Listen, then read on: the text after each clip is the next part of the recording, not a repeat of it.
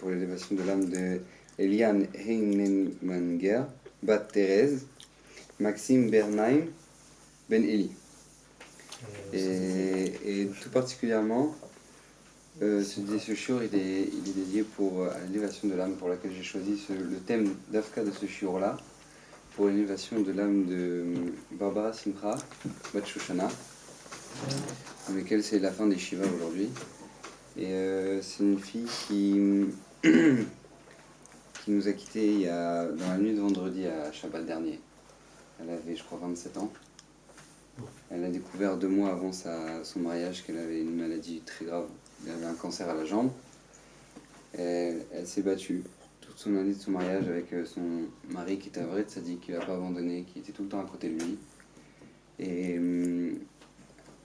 Akadosh Baruch Hu a fait qu'elle devait nous quitter. Il faut comprendre que... Je voulais aussi demander juste pour la fois Shlema de Aviva Bataziza. Aviva Bataziza, tous les cholim du clan Israël. Et il faut comprendre que c'est marqué dans la Gemara qu'il y a 3 choses qui rachètent complètement les fautes. La première, c'est d'enterrer ses enfants. La deuxième, c'est la choupa. La troisième, je crois que c'est la tchouva, je pense. Il faut savoir que cette fille-là, quand elle est passée sous sa choupa, forcément que toutes ses avérotes ont été pardonnées.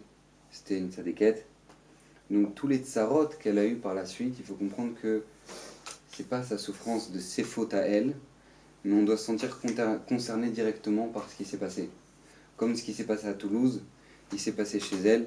Ce sont des neshamot théorot qu'Akadosh Baruch Hu prend jeune pour le rachat des fautes du clan Israël. C'est pour ça que j'ai choisi particulièrement ce thème-là, de la grandeur d'une mitzvah. La grandeur d'une mitzvah. Pourquoi ? Parce que j'ai remarqué 2 choses. C'est qu'en général, quand les gens font face à un événement qui est difficile, la première réaction, c'est on se sent obligé de prendre quelque chose sur nous. On veut tous prendre quelque chose sur nous parce qu'on se sent responsable de ce qui se passe. On sait que le matzav du clan Israël souffre. Donc si le clan Israël souffre, c'est parce qu'on est tous partis. Kol Israël a revim zelazé. Donc on est tous responsables. Donc on a tous envie quelque part de faire un travail. Mais le problème, c'est que le Yetzer Hara est très fort pour ça. Et il va faire en sorte de quoi ? De nous faire croire qu'on va devenir des grands tzadikim, ou même de penser que pour changer quelque chose, il faut être un grand tzadik. Et ça, c'est une erreur très grave, qu'on va essayer de s'enlever de la tête ce soir, Bezrat Hashem, parce que c'est complètement faux. Que le fait de croire que, comme il faut réagir, il faut que le matzav change, alors du coup, mais moi je peux rien faire, parce qu'il faut que je sois un grand tzadik pour pouvoir changer quelque chose. Or, c'est faux. On va avoir la valeur de serait-ce qu'une mitzvah.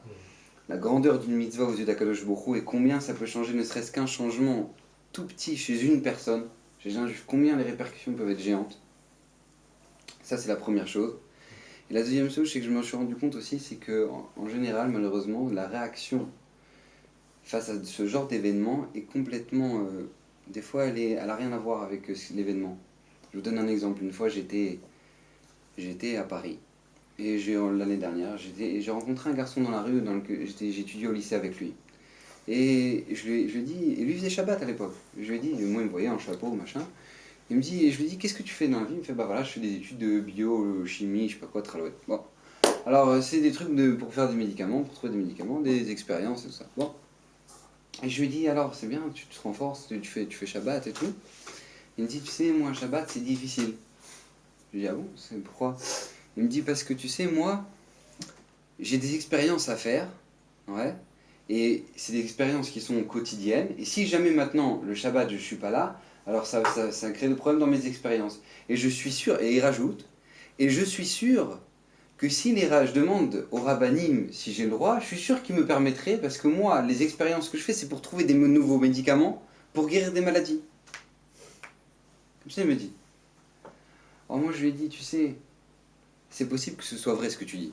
C'est possible que si jamais tu demandes à un rave, c'est possible que ce soit vrai. Mais tu es pas un rave déjà pour commencer. Et c'est des grandes questions, ça c'est des questions que les poskim ont le droit de répondre, pas à n'importe qui. Donc déjà demande à un rave avant même de prendre une décision.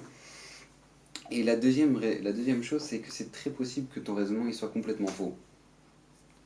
Parce que nous on part du principe que dans la Torah, tous les malheurs, ils viennent à cause des fautes du clan d'Israël.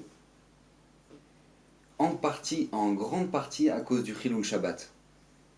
Donc, c'est pas en faisant des expériences, en étant Mechalel Shabbat, que tu vas guérir des maladies qui viennent à cause du Chilul Shabbat.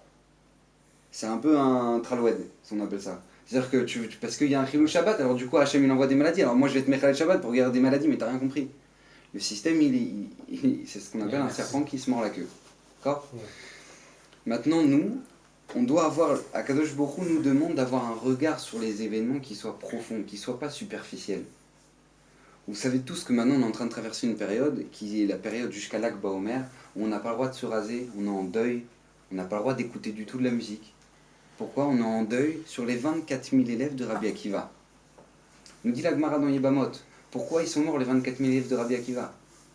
La réponse est L'onatnu kavod zelazé.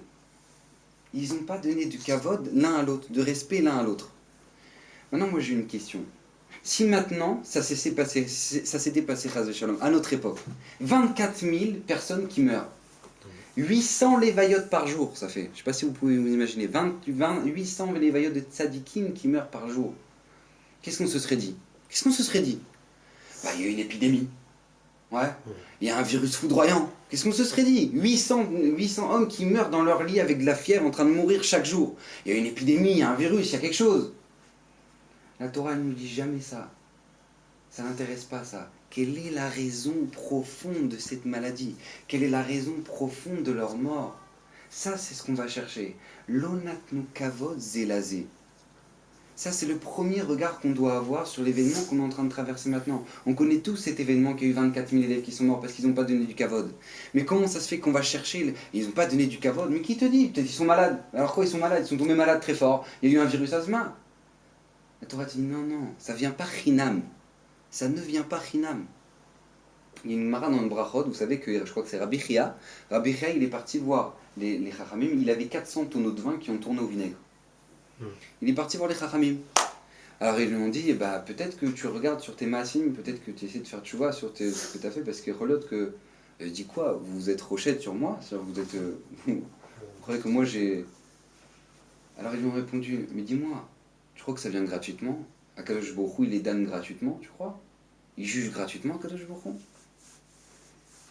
C'était pas chaud pour eux.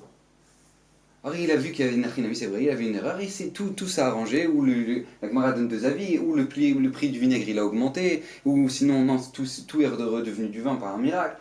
Bref, on voit que la Nekuda des tzadikim, et on voit que Akadosh Baruch Hu demande ça au clan d'Israël, dans toutes les générations, en particulier dans notre génération, dans la période qu'on est en train de vivre jusqu'à l'Akba Omer, de comprendre que quand les événements arrivent, c'est pas parce que parce que elle était malade et voilà, malheureusement c'est la maladie du siècle.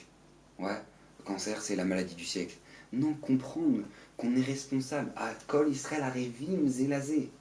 Kol Israël Arevim Zelazé. Chacun de nous a une responsabilité. Et savoir mettre la Nekuda pour lequel. Parce qu'on cherche tous une amélioration de la situation. On veut tous qu'il n'y ait plus de malades dans le peuple d'Israël. On veut juste qu'il n'y ait plus de gens qui souffrent. Mais chercher la Nekuda qui pourra nous faire améliorer la situation. Ça, c'est pour ça que j'ai voulu traiter ce soir la grandeur du mitzvah. Vous savez que il y a dans la parashat Ekev, ouais, c'est marqué comme ça. Vaya Ekev tishmeun et amishpatim aele, ushmartem ve'asitem otam ve'shamar Hashem elokecha lecha et abrit ve'tachesed asher nishba lavotecha. Premier passouk de la parashat Ekev. Qu'est-ce qui est marqué là-bas? Je vous traduis. Vaya Ekev. Ce sera parce que vous avez écouté et amishpatim mes lois, ces lois-là, ushmartem et que vous les avez gardées, ve'asitem vous les avez fait, otam. Veshamar Hashem alecha lecha et abrit, Akadosh Baruch Hu te gardera l'alliance qu'il a fait avec toi, veta chesed et toute la bonté et qu'il a promis à tes parents, à vos ancêtres Abraham, Yitzhak et Yaakov. Et regardez le deuxième passouk. Écoutez le deuxième passouk. C'est marqué là-bas. Vavecha ou varechecha ve'irbecha ou berech pri betnecha. Et à ce moment-là commence le début de la parashat Ekev et que des brachot. Et il te bénira, il bénira ton champ, il bénira ton bétail. Baruch tiye mikol amin, tu seras béni de tous les peuples. Loïe becha akar vakara, personne ne sera stérile. Ou bebem techa dans tes ve'esir Hashem mimcha kol choli. Akadosh Baruch Hu enlèvera de toi toute maladie. Vechol, Madve, Mitzrayim, toutes les souffrances de Mitzrayim, tout ça exactement. Toute la parachat Ekev. Pourquoi? Vaya Ekev, parce que vous aurez gardé. Écoutez ce Rashi. Écoutez ce Rashi extraordinaire. Premier Rashi de la parachat Ekev. Ima mitzvot kalot she'adam dash be'agvav tishme'un. Pourquoi c'est marqué Vaya Ekev? Ce sera parce que vous aurez gardé. Pourquoi c'est parachat Ekev? Ce lachon là, Ekev, c'est quoi? C'est le talon. Les mitzvot qu'on a l'habitude de piétiner avec le talon, si celles-là vous les gardez, alors on aura toutes les brachot. Mais les brachot, mais écoutez ces brachot, tu auras la bracha dans tout, tu n'auras plus de maladie, tu n'auras plus... Comment c'est possible? Et kev tishmoun, imam mitzvot kalot, c'est les mitzvot légères, chez Adam, dash be'agvav, qu'un homme écrase avec ses talons. Tishmeun, vous les gardez, alors à ce moment-là, vous garderez. Alors moi j'ai deux questions, pour commencer. La première c'est quoi? C'est qu'a priori c'est complètement pas compréhensible. Comment c'est possible un truc pareil? Quoi? Parce que maintenant, Dafka les petites mitzvot. Ima mitzvot kalot dirachi. Celle-là, si vous les gardez celle-là, alors vous aurez toutes les brachot. Et quoi, Maïe, si quelqu'un il fait pas les petites brachot, il néglige toutes les petites mitzvot, mais il fait que les grandes. Il fait que les grandes. Ouais? Qu'est-ce qui va se passer avec ça? Et c'est pas marqué dans la Torah, c'est marqué Ima mitzvot kalot, les petites. Pourquoi? Ça c'est la première question. Et la deuxième question, écoutez bien, c'est que c'est marqué dans la Gemara dans Kiddushin, Srar mitzvot behai alma lika. Ça c'est un grand clal qu'il faut savoir. Le mérite des mitzvot dans ce monde-ci, on l'aura jamais.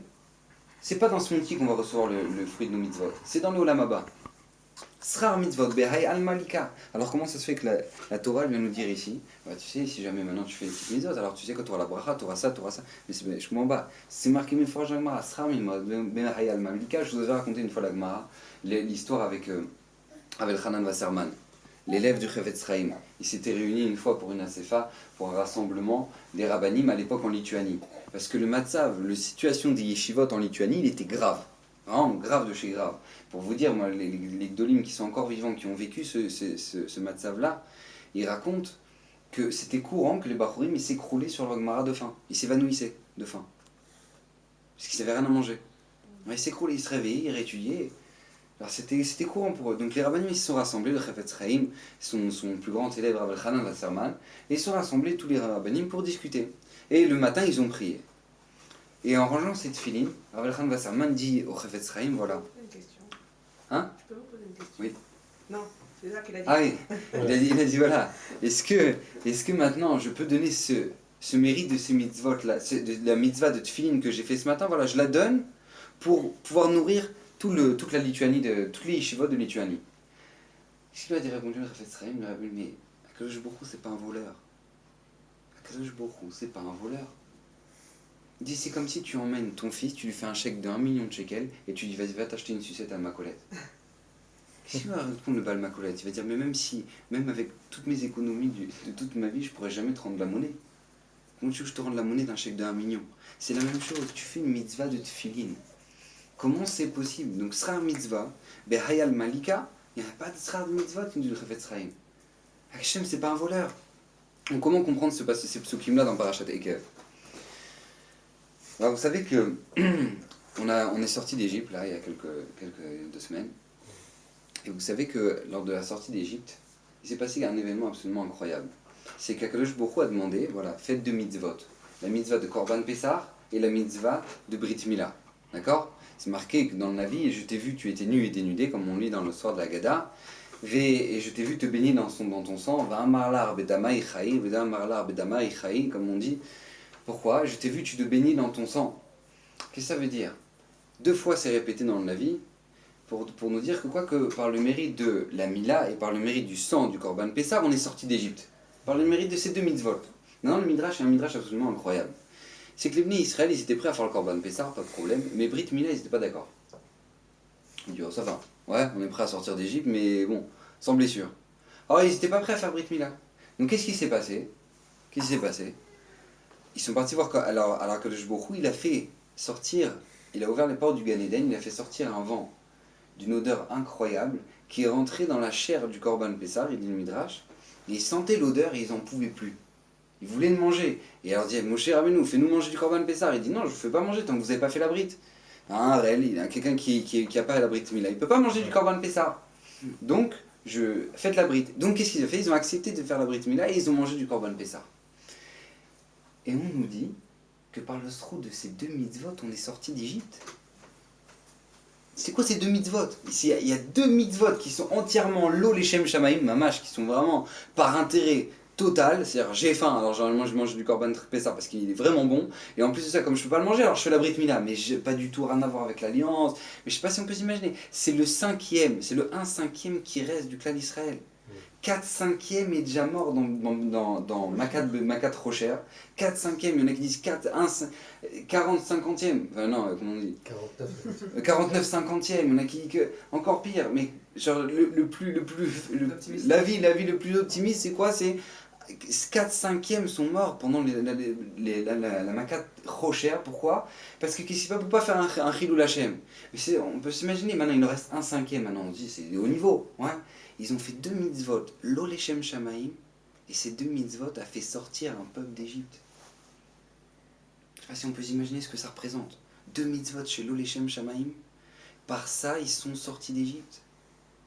Combien ça vaut une mitzvah? Combien ça vaut une mitzvah aux yeux d'Akadosh Baruch Hu? On ne peut pas s'imaginer. Vous savez qu'il y avait un grand rav qui s'appelait Rav Avraham Kalitzker. Et c'était lui qui a été en grande partie une des têtes qui a ramené beaucoup les chassidim en Eretz Israël.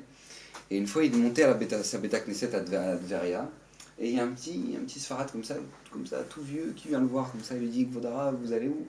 Il dit: je vais prier. Il fait: alors priez pour moi s'il vous plaît. Il dit: ah bon? D'accord, bien sûr, moi je prie pour toi, qu'est-ce que tu veux? Dis-moi ton nom, qu'est-ce que tu veux? Prie pour que je meure aujourd'hui. Il dit: pour que tu meurs aujourd'hui? Pourquoi tu veux mourir? Il dit: vous savez, moi je suis vieux, j'ai mal au dos, à chaque fois que je marche, je me galère, j'ai plus de dents, j'arrive plus à mâcher, chaque chose que je mange, chaque fois que je mange, je dois manger des daïsot, j'ai même plus de goût, vraiment, je me réveille avec le premier oiseau qui chante, vraiment l'horreur, quoi, j'en peux plus. Il dit: mais ce matin tu as mis les tefilines? Il dit: oui. Et si demain tu vis encore, tu vas mettre les tefilines? Il a dit: oui. Il a dit: mais tu sais, Kedaï qu'un homme, il vive pendant 80 ans, dans le matzav dans lequel tu es, dans la situation dans laquelle tu es, pour une fois mettre les tefilines. C'est Kedaï, il a justifié sa création. Comme ça il lui a répondu. Et c'est ce que Rav Eliyahu Lopian il disait toujours au nom du Sabba Mikelem. Rav Eliyahu Lopian il disait toujours comme ça. Il disait, le Sabba Mikelem, c'est Kedaï qu'Akadosh Baruch Hu il a créé le monde pendant 6000 ans, pour qu'un jour un homme vienne et dise une fois Baruch Hu Baruch Shemo. Le monde, il a une justification. 6000 ans, je ne sais pas si on peut s'imaginer. Kedaï que le monde il a écrit 6000 ans, avec les arbres, les animaux, tout ce qu'on peut s'imaginer, ouais. Pour qu'un jour un homme il dise Baruch Hu Baruch Shemo, ça suffit. On a justifié l'existence du monde. Et il rajoute encore plus, il continue, il dit 1000 Baruch Hu Baruch Shemo, ça vaut pas un Amen. Et 1000 Amen, ça vaut pas un Amen Yeh Shemei Rabba Mevarar. Et un Amen Yeh Shemei Rabba Mevarar, ça vaut pas un mot de Torah. On peut arriver là-haut, on pourra dire au moins une chose qu'on pourra dire à Hachem: j'ai dit Baruch Hu Baruch Shemo, j'ai dit Amen Yeh Shemei Rabba. J'ai étudié un mot de Torah, alors rien que pour ça, Hachem Kedaï que tu me crées. Ça au moins on pourra le dire là-haut. Et ça on ne peut pas s'imaginer, je vous dis un chazal incroyable, le Midrash. Vous savez qu'il y a un événement très grave qui s'est passé dans le clan d'Israël qui s'appelait Sarah Rougé Malchut. Les 10 martyrs du clan d'Israël, qui ont été Rabbi Akiva, Rabbi Ishmael Kohen Gadol, Rabbi Hanana ben Teradion, beaucoup de tzadikim, 10 exactement, qui sont morts dans des souffrances, dans des tortures horribles dans les mains des Romains, ouais, pour acheter. Alors pour acheter quoi? Justement, l'histoire elle raconte que César, il a convoqué les sages d'Israël et il leur a dit: voilà, vous savez que c'est marqué dans votre Torah que celui qui a gonef nefesh mi Israël, celui qui vole, qui kidnappe une âme du clan d'Israël, Motchumat, il est condamné à mort. Ouais, Motchumat. Il dit: mais j'ai une question. Yosef, ouais, ses frères, ils ont vendu Yosef. Ils sont pas morts pour ça. Alors je vais prendre 10 tzadikim et je vais les tuer. Comme ça il a dit le César. À ce moment-là, à l'époque, un des 10 qui a été condamné à mort, Rabbi Ishmael Kohen Gadol. Et qu'est-ce qu'il a fait? Il a dit un nom d'Akadosh Baruch Hu, il est monté dans le ciel pour savoir si c'était vraiment un décret divin, Ou non, c'était une coup de pression encore des Romains voilà, ces Juifs, on ne peut pas se libérer. Bon, et que ça, on aurait pu annuler la chose. Il est monté dans le ciel, il a vu, c'est des midrashim magnifiques, il a vu ce qui s'est passé là-haut et que vraiment c'était un décret divin. Et une des choses qui s'est passée là-haut au moment où il a vu il est monté, et je vous lis, c'est un midrash mefourash. Amar Rabbi Ishmael, Amarli Sarapnim, vous savez qu'il a rencontré là-bas le patron qui est justement responsable des tsarot du clan d'Israël, des souffrances du clan d'Israël, il l'a rencontré là-haut. Écoutez bien ce qu'il dit. Amar Rabbi Ishmael, Kohen Gadol. Amarli Sarapnim, il m'a dit, le malach. Il est dit, chef Becheki. Assis-toi près de moi. Vagid lecha ma'iyeh al Israël am kadosh. Et je vais te dire ce qui va se passer avec le clan d'Israël. Écoutez bien. Yashavti Becheko, veya mistakel uboche. Je me suis assis près de lui et je voyais qu'il pleurait le malach. Vedmaotav notfot me'enav, que les larmes coulaient de ses yeux. Veyordot venoflot alay, et elles tombaient sur moi. À Martilo, je lui ai dit, Adar Zivi, mipnema ataboré. Il a dit au malach, mais pourquoi tu pleures, toi le malach? Écoutez bien la réponse. Amarli Yedidi, Bo vechnisecha bechadre chadarim ou les gnizé gnazin. Je vais te rentrer dans les chambres des chambres, je vais te rentrer dans les endroits secrets. Venatal et tapinkas ou patar. Il a pris un cahier et il l'a ouvert. Veirani igrot ktuvod baen. Il a montré des lettres sur lesquelles il était écrit Tsarot mitzarot meshunot zo mizo. Des souffrances qui étaient pires les unes que les autres. Écoutez bien. À Martilo, je lui ai dit Alléluia les ces tsarot, ces souffrances-là, elles sont pour qui? À Marli, les Israël. Il m'a dit c'est pour le clan d'Israël. À Martilo, je lui ai dit Yecholim Israël la mode baele. Est-ce que le clan d'Israël, ils peuvent tenir de telles souffrances? Amarli m'a répondu les machar bo ve'erechat sarot meshunot meele. Reviens demain et je vais te montrer des souffrances encore pires que celles que tu as vues aujourd'hui. Écoutez bien. Les machar, irnisani bechadre chadarim ve'erani tsarot kashot me'arishonot. Il m'a fait rentrer dans les chadre chadarim, dans les profondeurs, et il m'a montré que quoi? Des souffrances encore pires que celles qu'il m'a montrées la veille. Asher lecherev lacherev, celui qui sera condamné à l'épée, il sera condamné à l'épée. Va asher le ra'av la famine, la famine. Les chivis, les juilles, celui qui serait prisonnier, il sera prisonnier. Va asher les bizarres. Bref, toutes les tsarotes qu'on peut s'imaginer.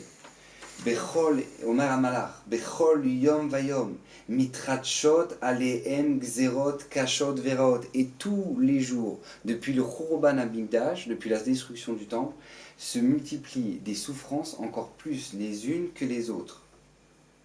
Alors il demande Rabbi Ishmael, il dit mais est-ce que le clan d'Israël il peut supporter de telles souffrances?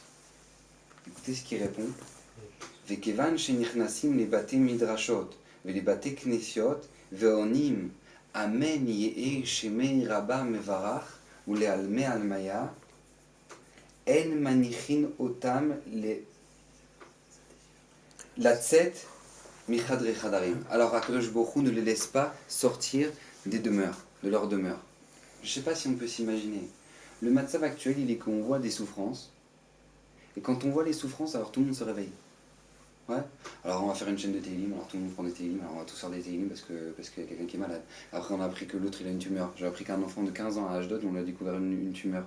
Ça continue. Et rien que des tsarot. Et dès qu'on les apprend, alors on va commencer à lire des Télim peut-être. C'est marqué Mefourash il y a plus de 2000 ans, la solution à notre tsarot. Va dans le Beta Knesset, réponds et concentre-toi quand tu réponds. Amen, Yehé, Shemé, Rabba, que son nom soit sanctifié pour toujours. Si un juif il a la capacité de juste dire Amen, Yehé, Shemé, Rabba, mais vous savez pourquoi on ne le fait pas? Parce qu'on n'y croit pas. On n'y croit pas qu'on est possible de répondre en disant Amen, Yehé, Shemé, Rabba, on peut enlever une tumeur, on peut éviter qu'une tumeur descende sur quelqu'un. Ça on ne le sait pas, on ne le vit pas ça. Parce qu'on ne sait pas la grandeur d'une mitzvah. Yatsanu Mitzrayim, on est sorti de Mitzrayim à cause de 2 mitzvot qui étaient Lo Leshem Shamaim. Lo Leshem Shamaim. On dit Amen Yeshemei Rabba Mevarach, on peut enlever des tsarot, on peut éviter des tsarot inimaginables au clan d'Israël. Mais ça on ne le sait pas, mais pourtant on le voit. Il y a une histoire extraordinaire. Vous savez que Rav Eliyahu Lopian, il était dans le train une fois. Il revenait de Haïfa. Et il voyait dans le train, dans le wagon, des policiers et des policières comme ça, rigoler entre eux, machin, truc. Bon, Chiloni complet. Bon, maintenant qu'est-ce qui se passe? Lui, il va aux toilettes, Ouais. Il sort des toilettes et il tape sur la table, dans le train. Il tape sur la table. Il dit, Morav Rabotai, je vous demande tous d'écouter ma bracha et de répondre Amen à ma bracha. Maintenant, eux, complètement côté de la plaque, ils ne savent même pas qu'on faisait une bracha en sortant des toilettes, ils ne comprennent même pas l'histoire. Maintenant, Rav Lopian, c'est marqué sur lui. Mon Rosh Yeshiva, il m'a dit, celui qui voyait Rav Lopian, qui a vu une fois faire Birkat Amazon, de sa vie, il faisait plus jamais Birkat Amazon de la même manière. Et il commence, Borour Asher Yotzar Sorodom. Il réfléchissait chaque mot. Il dit, mais c'est quoi ce truc de fou là? Il voyait même Rav Le Pen était impressionnant. À ce moment-là, il finit la bracha, tout le monde répond Amen. Dans le wagon, tout le monde, tous les chilonim répondent Amen. Le train il s'arrête. Le train il s'arrête. Il découvre à quelques mètres du train une bombe. Quelques mètres du train, une bombe. Et on voit le Rav, il dit Kvodarav, vous saviez? Il lui dit non. Mais je voyais qu'il y avait une accusation sur nous. Et je savais qu'il nous fallait un mérite. Alors d'avoir répondu Amen, ça nous a suffi. Je ne sais pas si on peut s'imaginer ce que ça représente un Amen de gens qui sont à côté de la plaque, qui ne comprennent même pas à quoi ils répondent Amen. Ouais. Ils répondent Amen et ça sauve d'une bombe. Ça sauve d'une bombe. Baba Salé, une fois il était dans une voiture, ouais, il a dit à son chauffeur, il a dit arrête-moi le chauffeur du camion, un smirmorque maintenant sur l'autoroute, il a dit arrête-le-moi celui-là, arrête-le-moi. Alors lui il essaie de faire une queue de poisson pour bloquer le camion et tout, il bloque le camion, le chauffeur il descend, il a envie de l'étrangler, il lui dit mais t'es un malade, tu te prends pour qui, qu'est-ce qui t'arrive? Il lui dit regarde, excuse-moi, il y a un rave très rachouf qui est dans la voiture, il a soif. Maintenant c'est un camion Coca-Cola. Ouais. Il a dit il a le rave qui est à côté de moi, il a soif. Ouais. Donne-lui une canette. Il lui dit mais t'es un malade ou quoi? Mais moi je suis un transporteur, moi je sais pas à moi les canettes maintenant, moi on m'a demandé d'aller jusqu'à là, espèce de taré mental, dégage, machin, truc et tout, il remonte dans son camion, il part. Il roule pas 2 kilomètres que le camion est dans le ravin, le chauffeur mort. Il demande à Mergara, vous l'avez tué? Quoi, vous aviez soif, alors vous l'avez tué? Vodarav, Baba Salé. Vous savez ce qu'il a répondu? Il a dit, je voyais le malach Hamavet danser sur son camion. Et je voulais le sauver, je lui donner un srout d'une bracha. Et il l'a pas donné. Il ne l'a pas donné et du coup il a dû partir. On s'imagine ce que ça représente, un bracha, un amen, un amen. Combien ça vaut une personne qui prend sur lui? On n'a pas besoin de prendre sur lui, de savoir le chasse. C'est sûr qu'on doit tous espérer des tzadikim parce qu'on l'a juré, qu'on le veuille ou non. On est sorti du ventre de notre mère, c'est marqué dans le dans Nida, que le malach il nous a dit Tiracha, tzadik va tiracha. Et on a juré.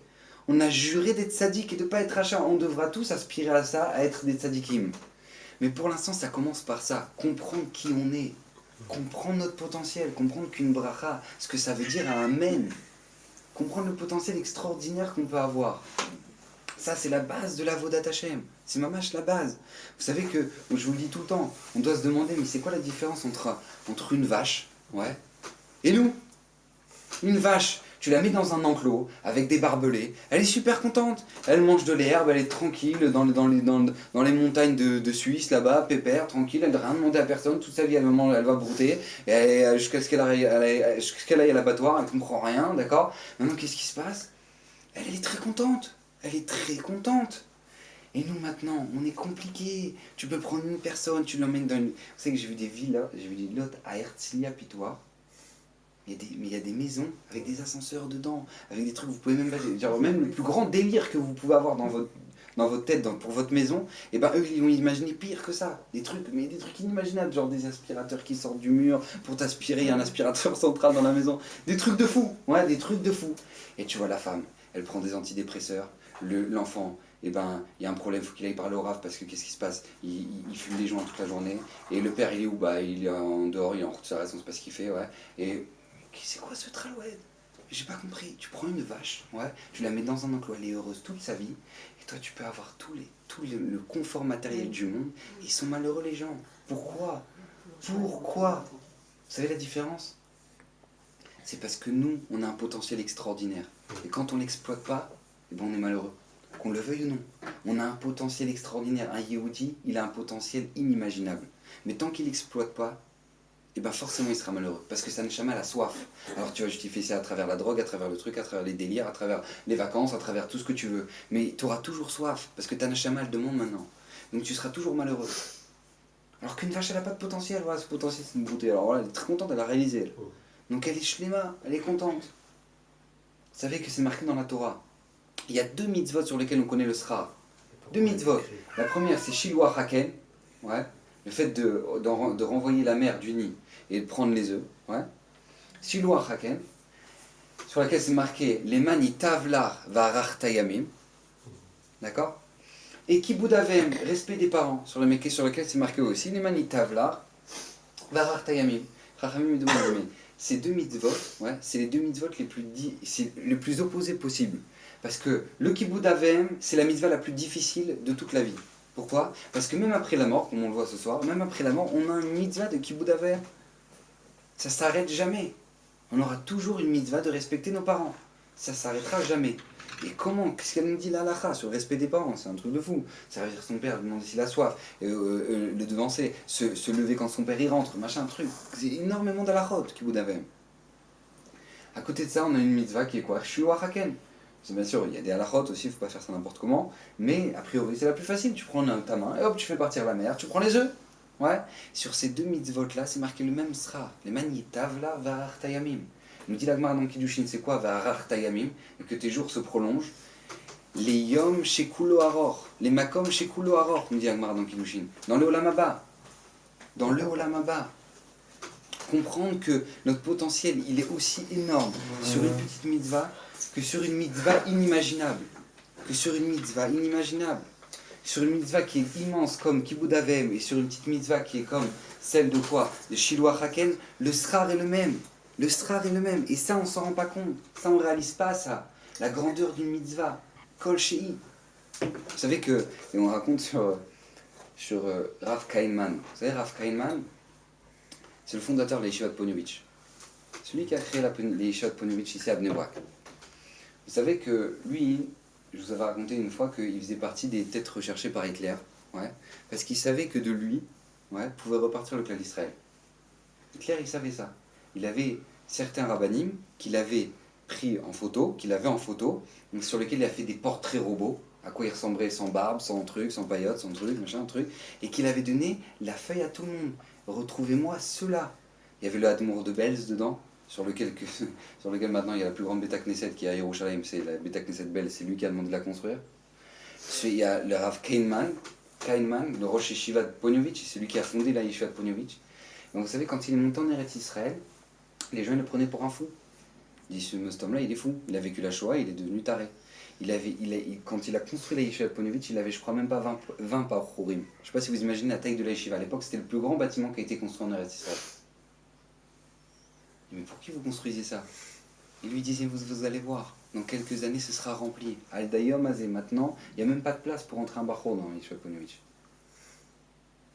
Pourquoi? Parce qu'un juif, il peut tout repartir de nouveau. Maintenant, lui, qu'est-ce qui se passe? Il était Rechov Alembi à Tel Aviv. Il était soucieux. Et il y a un juif qui lui fait, ah, Gvod Arav, Rav Kainman, qu'est-ce que vous faites là? Alors, Rav Kainman, il répond, il dit, mais voilà, j'ai un souci, c'est que voilà, j'ai le projet de construire ma yeshiva, Ponevezh. Mais maintenant, il manque 10 000 $ et tout est prêt. Et mamache, tout, voilà, ils attendent pour le chantier, machin, tout. Et ils attendent que je leur paye. Il manque 10 000 $. Il manque 10 000 $. Alors il lui répond, mais c'est que votre Rav, c'est pas super bien ce que vous avez fait, quoi. Vous n'avez pas encore tout l'argent et vous rentrez dans des projets comme ça. Alors le Rav, il lui dit, non, l'argent je l'ai, ouais, mais il est en Afrique du Sud. Je fais, mais Godard, vous faites travailler des gens, mais vous n'avez pas encore l'argent, il est en Afrique du Sud. Comment vous allez faire? C'est pas super responsable d'avoir fait ça. Il dit, non, je peux l'avoir, ouais. Il faut que j'envoie un télégramme à un milliardaire là-bas qui va me les donner. Il dit, bah alors, il me fait, bah il me manque 5 $. Il lui fait, bah tenez Rav, tenez, je vous donne 5 $. Oui. Et vous pouvez imaginer le srar, le mérite de la mitzvah de cet homme-là qui a donné 5 $ au Ponevezh Shorov. C'est clair. Que maintenant, grâce à ces 5 $, il a reçu les 10 000 $, il a construit l'empire de Ponevezh. Des milliers de Bachurim qui étudient Le Da'at Torah, moi je vous dis, j'ai prié à Ponyovitch à Kippour, je prie là-bas, Yamim Noraim, je vous dis, c'est quoi? Les Gdolim de Ponyovitch, c'est des gens qui connaissent toute la Torah, c'est inimaginable. Combien le srar il est immense de cet homme-là? 5 dollars. C'est une mitzvah de 5 dollars.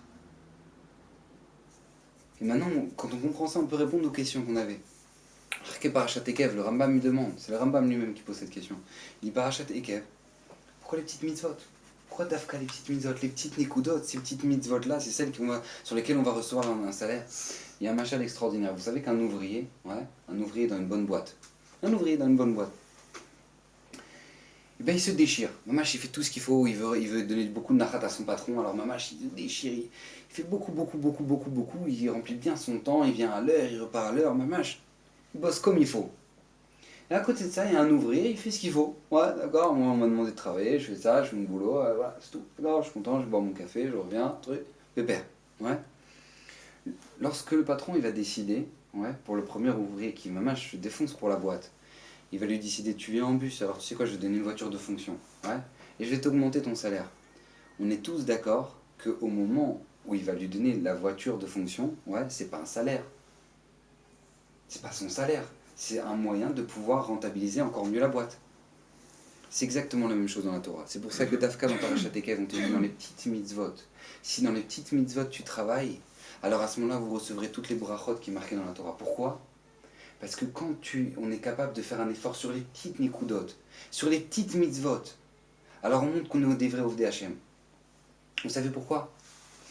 Parce que vous pouvez prendre un diamant de 10 000 dollars, et une voiture qui vaut 10 000 dollars. A priori, on dit c'est chavé, ça vaut la même chose. C'est pas vrai. Parce que si maintenant la voiture vous la démontez en 1000 morceaux, on n'a aucun intérêt de la voiture. Mais par contre, ce diamant, si on le taille en plusieurs morceaux et qu'on en fait d'autres diamants, alors c'est des petits diamants. C'est exactement la même chose.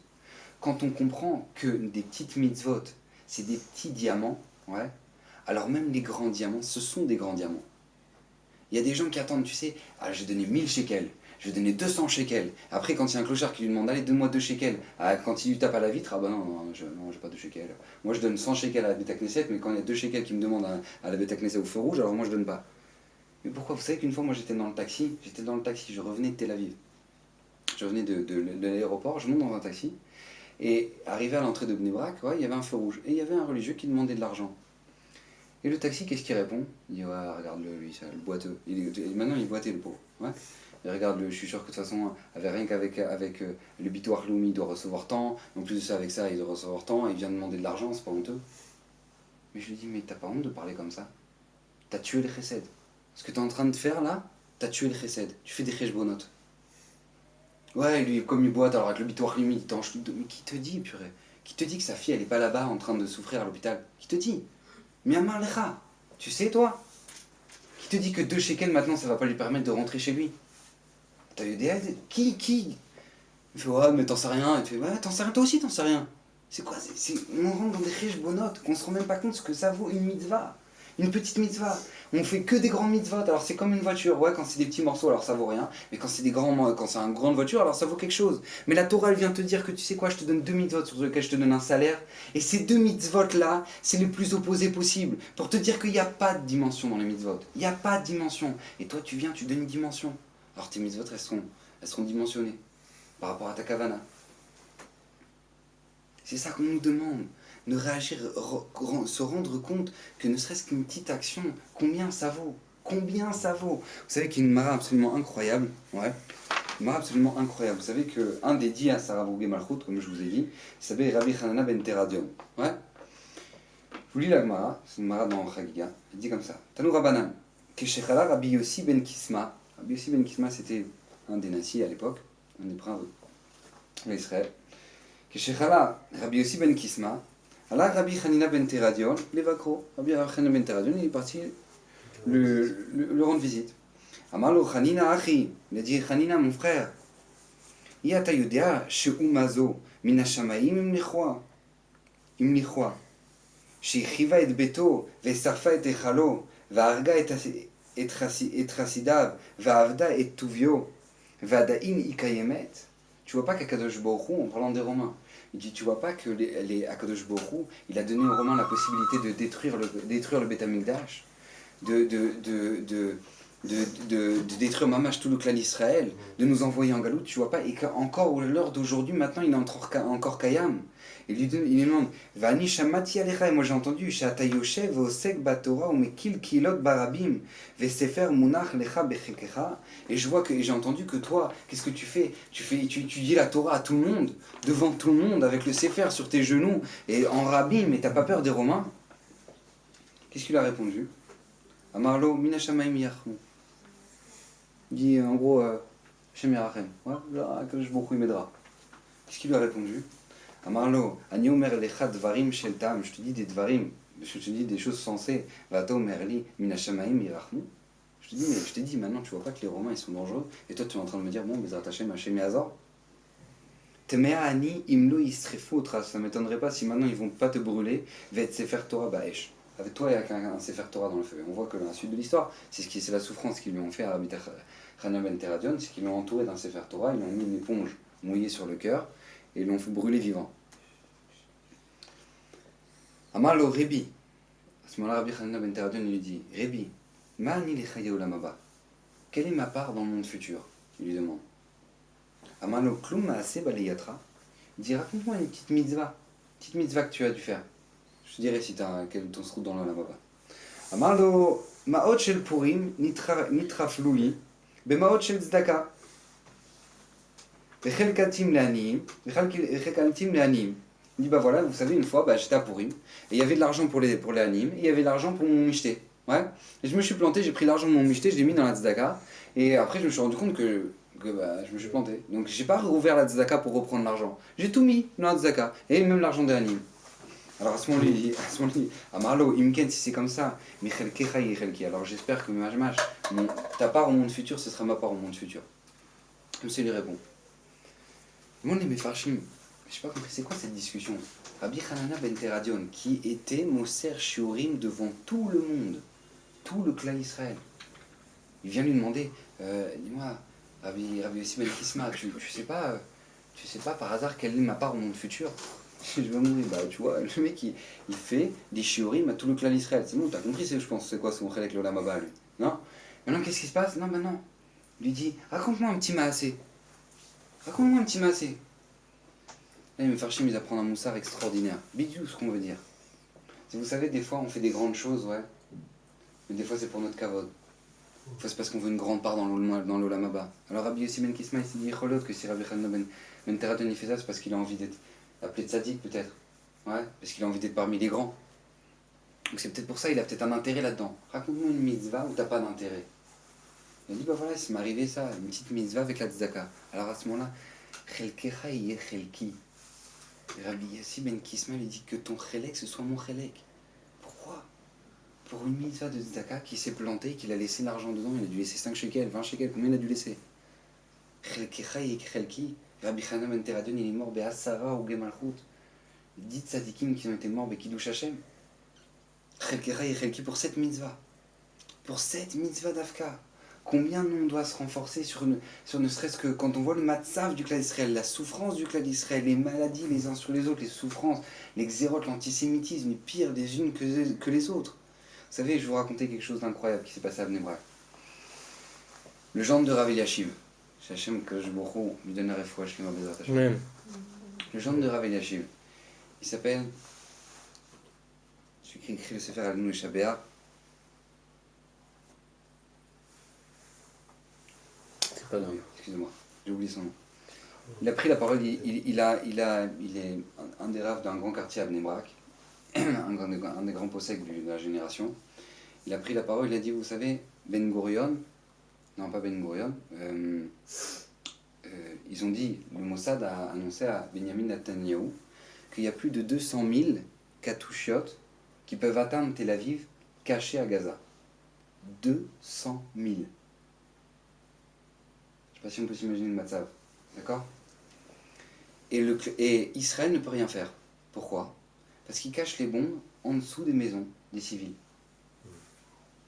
D'accord? Le Rav il a demandé, il a dit, pourquoi Kadosh Baruch Hu il veut que ça se passe ça? Pourquoi Kadosh Baruch Hu il veut qu'on ne puisse pas les atteindre parce que c'est caché en dessous des maisons des civils? Parce qu'après, bien sûr, les Israéliens, tous des pourris, sur les civils, machin. Ouais. Le monde, il a dit pourquoi Kadosh Baruch Hu, il veut ça? Pourquoi Kadosh Baruch Hu, Dafka, il a voulu que ça se passe de cette manière-là? Il a dit parce que les gens ont rentré chez eux Internet et la télévision et toute la pourriture du monde. Avant, quand quelqu'un il voulait se rendre bien pourri, ouais, ben fallait qu'il sorte, qu'il aille dans une boîte, ouais, qu'il aille loin, qu'il aille dans une boîte. Maintenant, t'as des chaînes télévisées pour ça. T'as des sites internet spécialement pour ça. Parce que les gens, ils ont rentré ça dans leur maison. Alors, Akadosh Baruch Hu, Mida Keneged Mida, le danger, il viendra de leur maison à eux. Mida Keneged Mida. Si moi je vous l'avais dit, je vous aurais dit, oh, il se prend pour qui? Là, c'est pas moi qui l'a dit. C'est le Jean de Rav Eliashiv qui a dit ça. On ne peut pas s'imaginer le danger qu'encourt le clan d'Israël pour des petites nécoudotes de rien. Pour des petites nécoudotes de rien, des maasim de la vie de tous les jours. On ne se rend pas compte. On ne se rend pas compte combien on doit travailler sur nous-mêmes. Combien, ne serait-ce qu'un petit maassé, ne serait-ce qu'une petite misa, ça peut changer un petit trou dans l'olam. On ne peut pas s'imaginer que Aman Aracha, il s'est pointé devant Mordechai, il a dit qu'il était en train d'étudier Mitzvat à Omer. Mitzvat à Omer. Il lui a dit, tu sais quoi, ton limoud, il a contrecarré tout l'argent que moi j'ai mis pour racheter le clan d'Israël. Vous attachez dans le prochain chiot, on verra pourquoi. Mais comment ça se fait que quoi qu'un limoud de Torah, rien qu'un limoud de Torah sur Sfirat HaOmer, Aman Yaracha, il vient et dit ça a contrecarré tout le rachat du clan d'Israël que j'ai voulu faire. Combien une petite mitzvah de rien du tout? Combien si un homme il est prêt à prendre sur... Voilà, maintenant, tu sais quoi? Rien que la bracha de Netilat Yadayim, je la fais Bekavana. Voilà, juste ça. Juste ça. Je commence pas plus que ça. Une mitzvah de bracha de Netilat Yadayim, je la fais comme il faut Bekavana. On peut s'imaginer ce que ça représente, ça? Je dis, un amen, il peut sauver des bombes.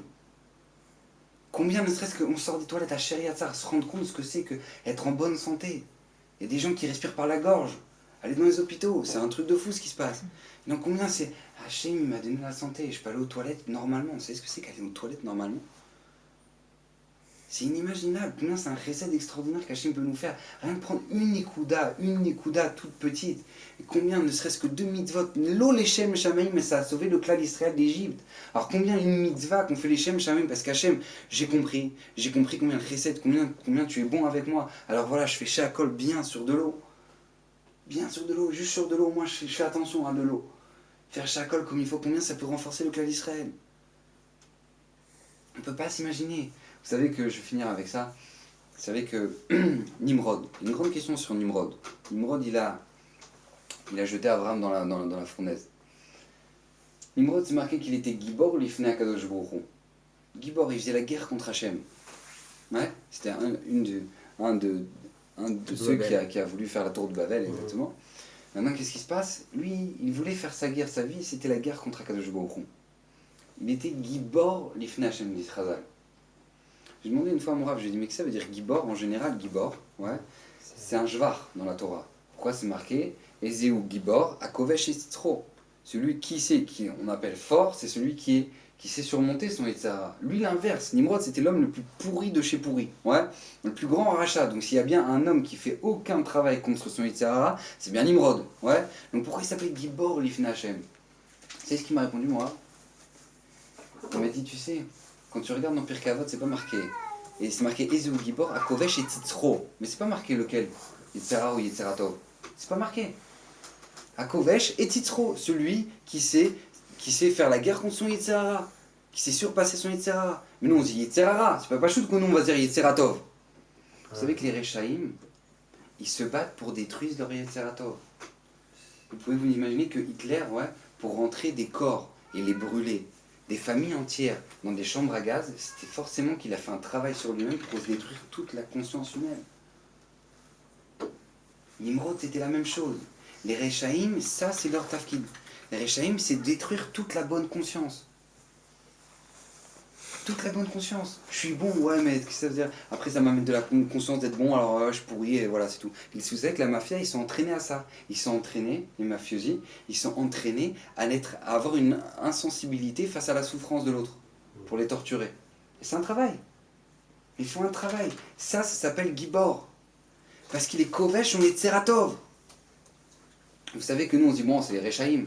Vous savez qu'il y a une mitzvah, qu'il y a un interdit de retenir l'argent qu'on a dans la poche. Vous savez, quand on a de l'argent dans la poche et qu'on a envie de le donner à quelqu'un un pot, ouais, on a 5 shekels ou 10 shekels. On dit, ah, je peux le donner, maintenant lui, il a rien à manger, tu lis ça, tu lis la feuille qu'il a, il a rien à manger chez lui, pas pour ses enfants ils sont plus à l'école parce qu'il a plus de quoi les inscrire, machin. Et toi, tu dis, ah ouais, mais non, mais attends, après j'ai ma baguette dehors, après je dois acheter mon truc, mon lait et tout, bon, tu lui donnes, mais putain, j'ai pas compris, il crève la dalle, ouais. Et nous, qu'est-ce qui se passe? On prend de kheshbonot. Ça s'appelle qu'on va contre notre Yetzer-Hatov. On fait un travail contre notre Yetzer-Hatov. Combien on doit être zahir là-dessus? Combien on doit faire attention à ça, justement? À ce que dans notre vie de tous les jours, on ne serait sur les petits maasim. Si on n'est pas heureux de pouvoir faire des grandes choses, mais au moins les petites choses, on peut les rendre immenses. On peut les rendre immenses si jamais on ne fait pas une guerre contre ça, qui est contre son Yetzer-Hara, de se casser la conscience, de dire, ah ben non, tu sais, si je fais ça, arrête de travailler là-dessus. Laisse-toi, fais des mitzvot, donne ton argent. Qu'est-ce qu'il y a? Donne ton argent à un pauvre, il a rien à manger. Il a rien à manger. Combien? Je parle pour moi le premier. Moi le premier, on est tous calculateurs comme ça. Je dis après, j'ai mon lait, je dois la sortir à ma collègue, c'est pas grave, tu repasseras à la maison, tu remonteras, tu prendras chaque chèque, tu redescendras. Mais qu'est-ce qu'il y a? Il a rien à manger. Combien on doit faire un travail sur nous-mêmes? Sur les petites mitzvot qui peuvent nous ramener la Yeshua. Regardez, on avait demandé, on espère tous une amélioration du matzah. On veut tous une amélioration du matzah. C'est marqué, je vous l'ai lu dans les psukim. C'est marqué que si jamais on fait attention, Vasir Hashem imcha kol choli, Hashem il enlèvera de toi toute la souffrance, toute la maladie. C'est marqué, tout est marqué. Tout est marqué. Combien nous maintenant, Akadosh Baruch Hu peut nous répéter encore et encore et encore? C'est déjà marqué. Combien on doit faire un travail sur nous-mêmes, Bezrat Hashem, sur les petites mises, sur les petits maasim qui peuvent devenir géants et qui peuvent ramener Bezrat Hashem le choix du clan Israël. Amen. Amen.